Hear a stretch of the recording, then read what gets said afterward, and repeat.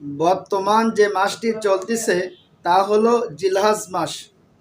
জিলহজ মাসের প্রথম 10 দিনের বিশেষ ফজিলত রয়েছে।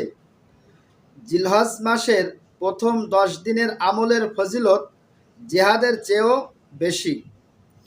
জিলহজ মাসের চাঁদ ওঠার পর থেকে নিয়ে কুরবানি করার আগ পর্যন্ত চুল, নখ, গোঁফ ইত্যাদি না কেটে কুরবানির দিন কাটলে পূর্ণাঙ্গ একটি কুরবানি করার সওয়াব পাওয়া যায়।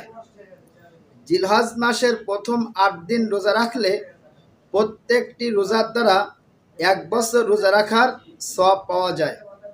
জিলহজ মাসের 9 তারিখ তথা আরাফার দিন রোজা রাখলে 1 বছরের পূর্বের গুনাহ এবং 1 বছরের পরের গুনাহ মাফ হয়ে যায়।